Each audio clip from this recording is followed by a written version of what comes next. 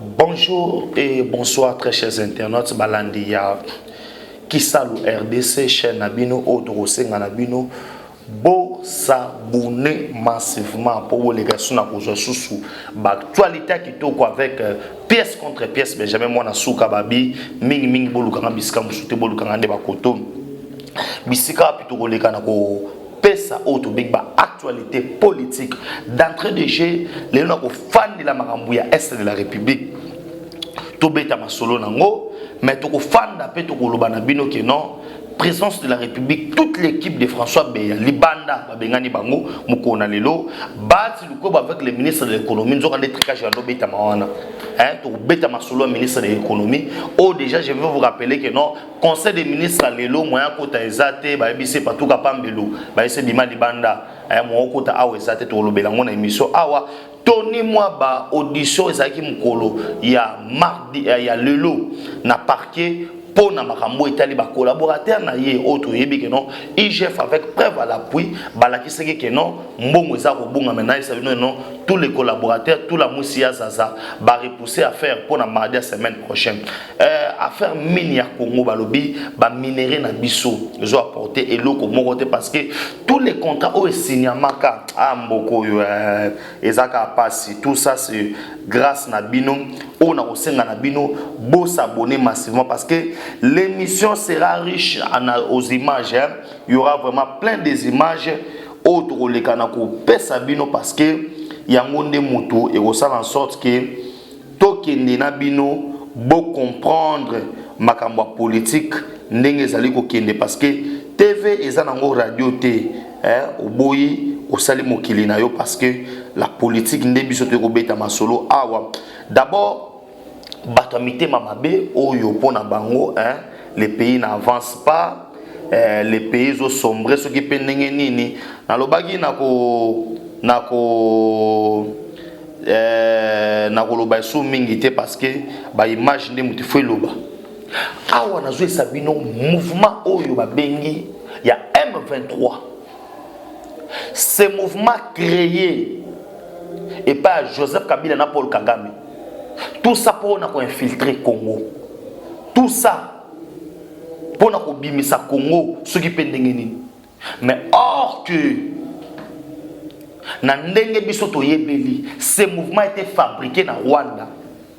C'était pour déstabiliser le M23. Oyo créama et kotati na Goma. Un certain Mamadou Nala a kufa likolo mouvement wana. Aujourd'hui, les gens qui veulent parler au bandeko critiquer l'état de siège, balo bali sousou parce que ezo masuki pendenge nini, ezo masuki pendenge nini, suki pendenge nini que boy na boy. Maintenant vous savez que non, les gens qui critiquent lelo auto bengi état de siège, batikali na Sony parce que awa nazo proposer bino image ya liboso capture ya basoda ya M23 et pas ya collaboration na biso na Uganda. Pourquoi? Parce que vous devez comprendre que non, il y a 3 personnes oyo bato bazaki clé 3 pays pardon, Rwanda, Uganda, Burundi.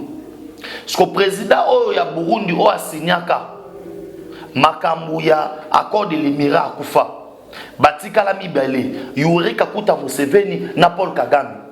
Et pour Paul Kagame, il doit continuer à jouer autre hypocrisie. Hypocrisie, pourquoi? Parce que il doit aussi chuter ce qui peut Congo. C'est pourquoi Facho s'est adopté. Autre bengi, on va comprendre la politique, ils ne comprennent pas. Ils différencient la politique, la diplomatie et la sécurité. C'est 2 choses différentes. Sur le plan sécuritaire, la diplomatie, toujours vigilant. Sur le plan politique, il y a des langages qu'on peut tenir et des langages qu'on ne peut pas tenir. Pourquoi il faut que soit Ouganda ou un pays limitrophe na biso? Pour que soit Angola, Angola, Afrique du Sud, pour que soit Ouganda. Non, dans le principe, il y a Makamouya, il y a relation. Autres accords militaires, nous n'avons pas les accords militaires dans les pays où on a besoin de un accord militaire en Afrique du Sud. L'Afrique du Sud ne peut pas venir ici. On comprend que tout le monde a Makamouya, Ukraine, na Russie, beaucoup de pays ba France, ba Tchéquie, mais aucun de ces pays a causé soldats pour abonder la Ukraine. Les gens sont en train de mourir. Mais aujourd'hui, Fatina politique il y a l'écolo à comprendre que non, Kakuta Museveni Yakaboui. Parce que le César Bouizaboui, Baka Sabla, Bétion Balamoro. À ce qu'on a minute, Oyobo, Talaba image, parce que dans le sauté. Qui ça le RDC, ils ont guerre d'avance quoi. Balobi beau s'abonner massivement à qui ça le RDC. Yangwana na bilobo kwa Nzambe. Balancer les biso première image. Batala ndi bazo kanga no bazo kanga ba Rwanda M23 au ba kota na Congo. Lokola ba mpuku et tozonga na sima. Ils sont conduits dans la jeep ougandaise. Ils partent vers le camp de l'Ouganda. Si le capitaine de la force ougandaise, mais respect samani afande, wanaweza watupatie majina ya pawa yao, ndio watupatie jina moja kwa moja, ndio kila mtu atoe jina. Unaitwa nani? Sakizimana. Wewe jina? Kwa jina ongea jina. Jina yako nani? Freddy nani? Muko wangapi hapa nyinyi wote? Muko wangapi? Muko 10. Jina? Monsieur, unaitwa nani? Jina yako?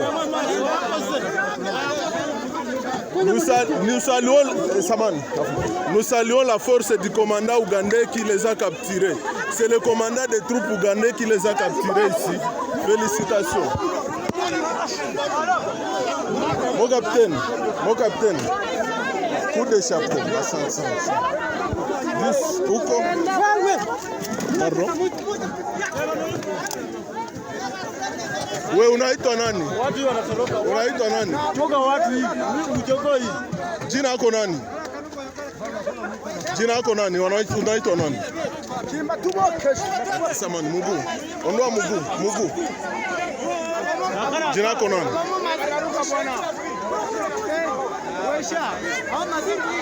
Wewe unaitwa nani? Jina banakuita nani? Asumani nani? Una ranka gani? Ule mwingine pesa geuza auno. Unaitwa nani jina?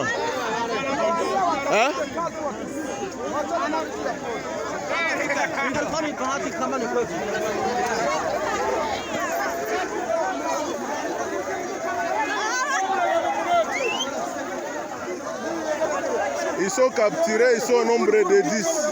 Leurs effets militaires ont été saisis par les militaires de la force ougandaise. Nous saluons beaucoup le bravoure du commandant de la force ougandaise. Merci beaucoup. Oui, tout ça comme émission, c'est pour vous dire que non, l'état de siège. Ezali kobota bambumana yango. État de siège. Oyo mokonza mboka lobaki que parce que ba image RTN ça opé son côté. Yango faut s'abonner na Kisalo RDC. Makambo komona na ba chaîne musuté. Ah, tala ba congolais, makambo la kisaki non, l'armée congolaise est en train de prendre le devant, le dessus. Et que la paix est en train de réciter. Ezkozonga na mboka na biso, yango ya kolakisa mo ba lakisa mo zate. Mais c'est pour vous dire quoi? Mokonza mboka est déterminé pour mettre fin na guerre na est. Maintenant ni ba tamuta ba boloba. Parce qu'il faut boloba, il faut beaucoup commenter puis ba image yo. Les gens qui disent que non, Chilombo ne travaille pas. Alors ça les côté. Alors qui ka ba voyage, scoba ba exploiter surtout parce que nous avons compris que au sein des FARDC et qui n'a pas infiltré. Comme vous comprenez qui yango, on doit maintenant prendre bana mboka, ko valoriser bango, ko pesa bango temps. Balika na kosala musala yango bomu musala zakata kosalema kaka na loboko nzambe tozoki nesu na deuxième image omona siko awa sikoyo ndenge la population a beti mulolo a sepeli parce que balandi ba rebelle M23 tina Uganda bolanda ba image tozoki na sima. Nous vous présentons quelques capturés sur le sol ougandais et des rebelles du M23. Je compte 1, 2, 3, 4, 5, 6, 7, 8, 9, 10. Ils sont au nombre de 11 capturés. leurs effets sont dans les dispositions de l'armée ougandaise.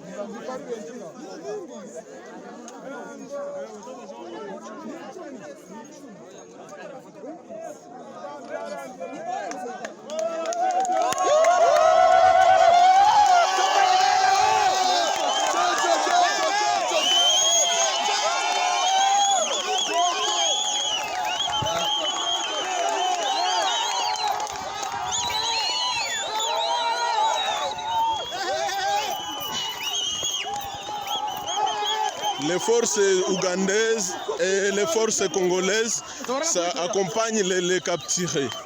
Ils accompagnent les capturés vers Ouganda. Oui, merci beaucoup. Ah ouais, ça qui bino que non, TV ça les radio té. Bako c'est la pub pour les camboté. Parce que boulot est na kato salino. Et beaucoup tala sikobo mona ba bastion, ça veut dire bisika oyo ba M23 ba tchakiba qui gêne à bango délogé avec les armes modernes.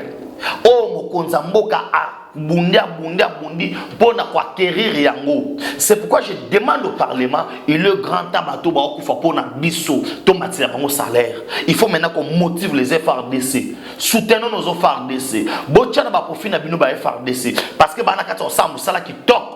Na ovanda tena bana robeta mama solote frère Boazaki Mutakala c'est n'importe quoi avec les Congolais. Les images qu'on a le droit de rotala yango ya kolakisa comment ba faire des senso Moussa Zakato Salema. Tolanda vidéo oyo na sima na ngonde tokutani. En 23 avec alliés qui se trouvaient au niveau du Mont Sabinyo du côté congolais. Et le résultat c'est que vous l'avez suivi, l'état-major installé à ce niveau vient d'être brûlé. Et d'ailleurs, les autres objectifs que nous avions traités auparavant, nous avons eu à récupérer 3 des éléments de ces mouvements ex-M23 avec alliés qui vont d'ailleurs vous dire qu'ils ont tenté de se réorganiser. Mais grâce à l'anticipation stratégique de forces armées de la République démocratique du Congo, le résultat est là.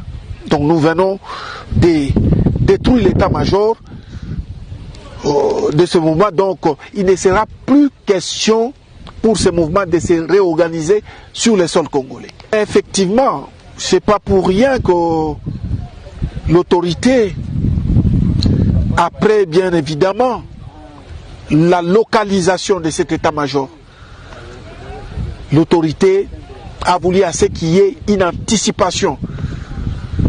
Et voilà le résultat, c'est que nous avons détruit cet état-major. Donc que les mouvements M23 sachent le mouvement M23 et ses alliés, qu'ils sachent qu'il ne sera plus question pour eux de se réorganiser dans notre zone de responsabilité ou sur le sol congolais. Parce que nous sommes prêts pour l'offensive. Vous allez le voir qu'ils ont eu à recruter des jeunes sur lesquels nous avons mis la main. Donc ça ne sert à rien.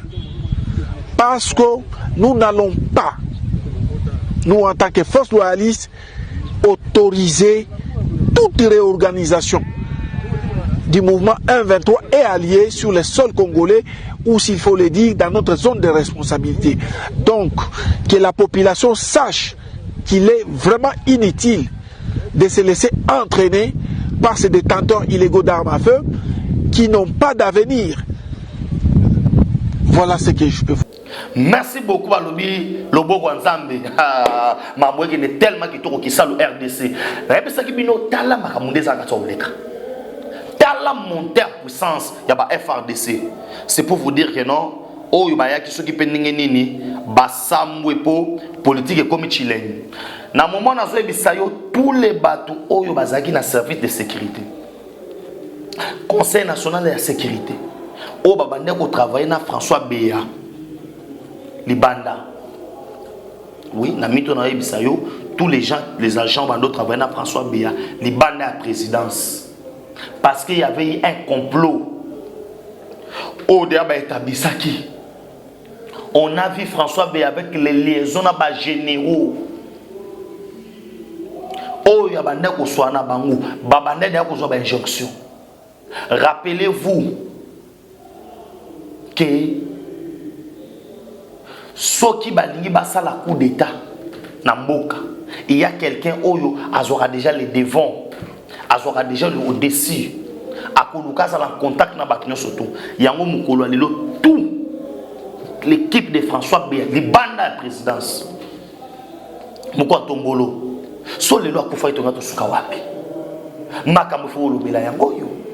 Parce que il faut to yeba na biso ke badongolo miso balala kite. Et na katsa ba collaborateur à François Béa, bakangi 9. Pour 34 réunions surtout, sur les 34 bakangi non 9, les restes sont ba bengani bango di banda, ba pima di banda présidence. Parce que ce sont des infiltrés. Après bofanda abo na boy. Sauf à chaque fait lelo. To bana ko imaginer scénario oyo.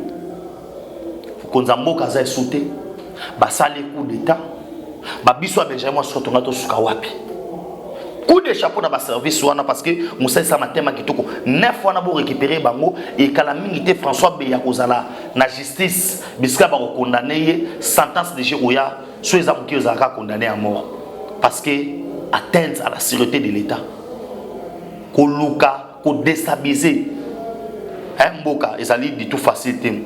Na koti mbala moko na makambo itali ministre ya économie au bas de situation qui a continué qui recours mais aussi mbaté parce que c'est déjà du banda na conseil des ministres ça masiko tant on a dans l'émission conseil des ministres dans quand on salema babia kotate babia kotate kutu apusanata pembeni ya palais de la nation te sora meki opusana na oya kuna kende conseil des ministres bakangi ake makala mbala moko parce que les Congolais doivent comprendre quelque chose. Ministère de l'économie oyo baati lukwebo lukakango kaka baati lukwebo parce que il a ses intérêts na kati.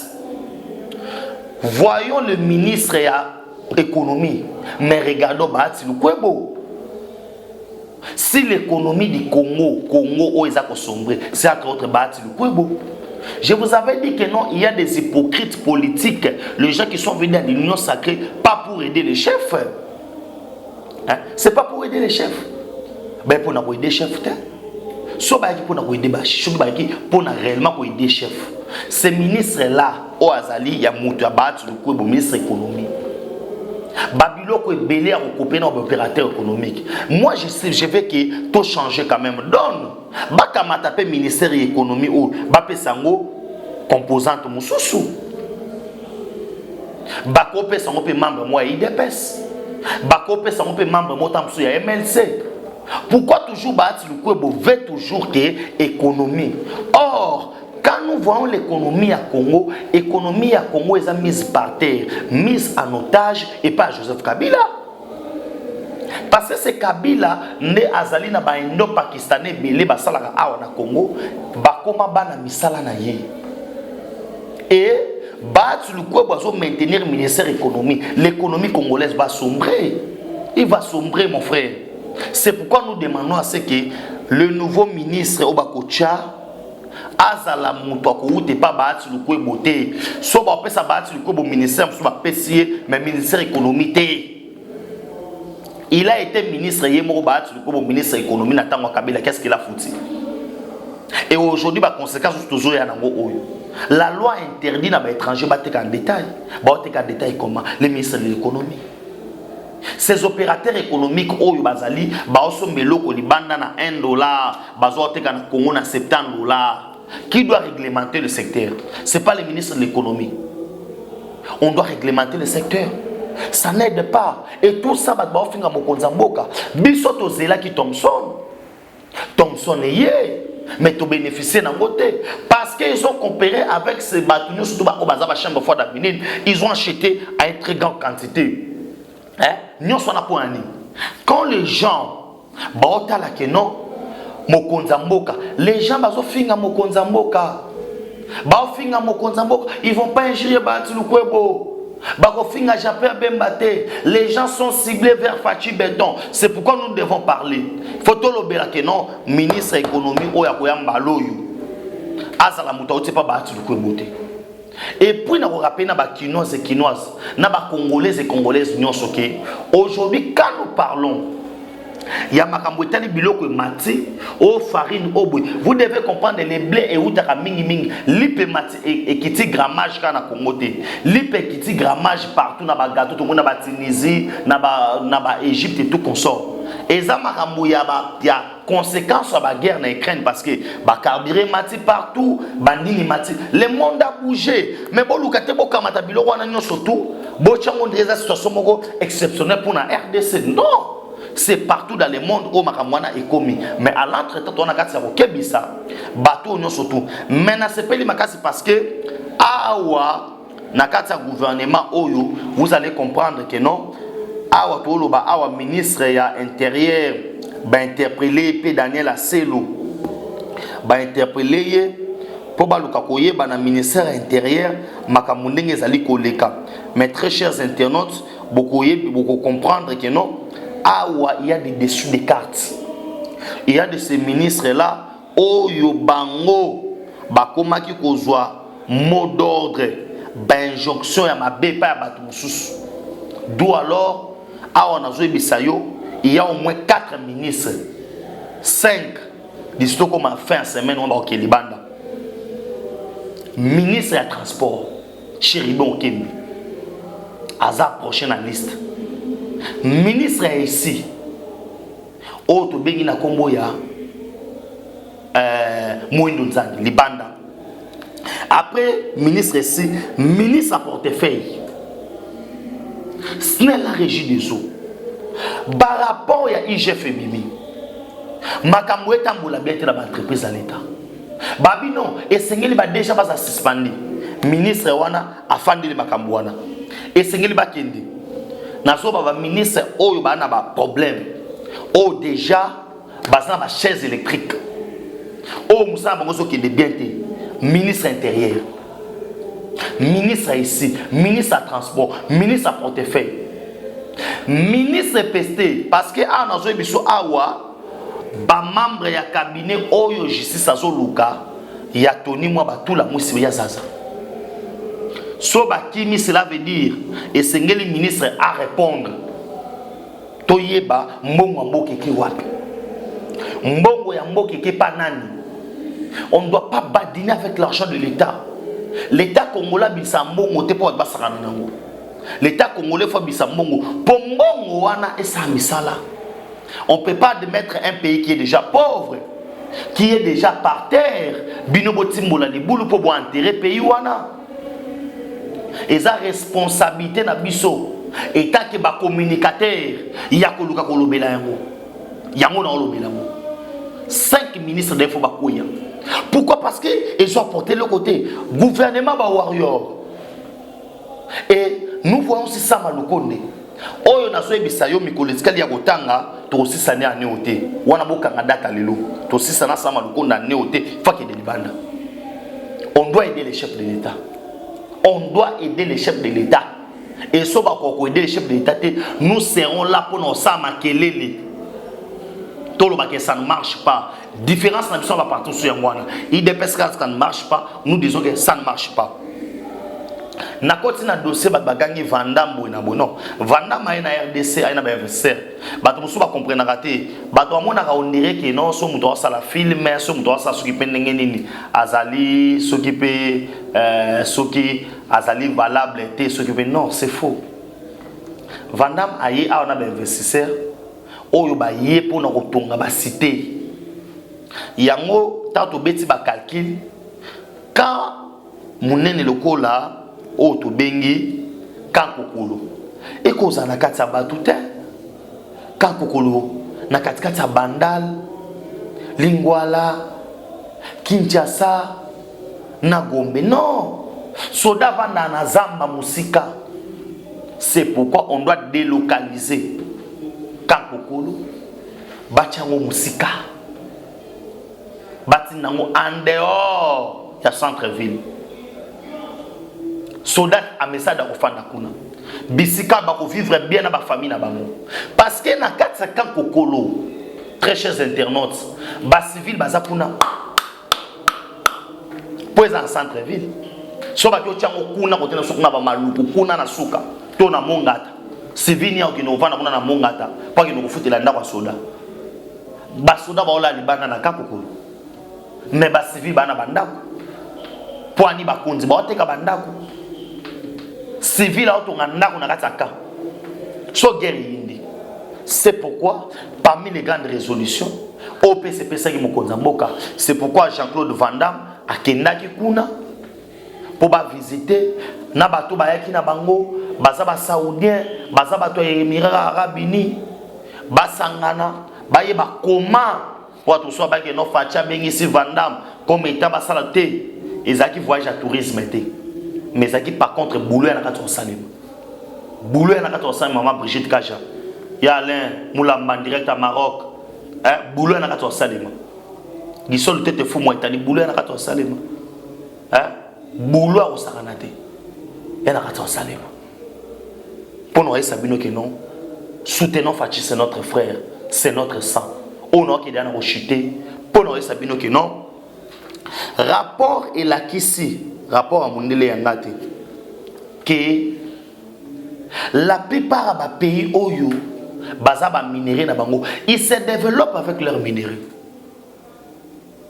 mais talakaka bo excusez biso temps pour na ba image o bo mona za mwa molili ezali citoyen na ba moyen te ki salo RDC benjamin na suka li sungi na bino sa bena numéro wana ozala afficher no bengi esunga biso to sala ba to sala ka boye en pleine molili boyo kata voix bon en vouloir biso pour na image te moi molili lumière ezapena med to ba na ko cha lumière yo sa malamu to sombata moi caméra moi micro pour chaîne eza bino ba bia osenga passe to yango na yepa na bino bosunga biso ndina banda koloba bakuti ke na Congo ba société ya minéré ba futa ka taxe te ba futa ka pe loko malonga te. Ce qui fait que l'État congolais perd des milliards et des milliards.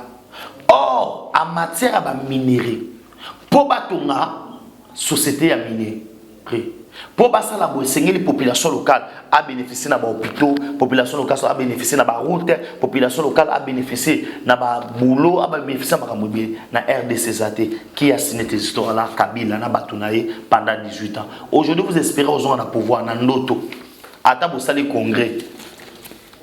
So bisi Kabila candidat na bino bosambo po atana ndoto ko possibilité lingo bana komi na suka numéro de téléphone ezali affiché wana na kosenga na bino batutu baza besoin osomba mapango na bango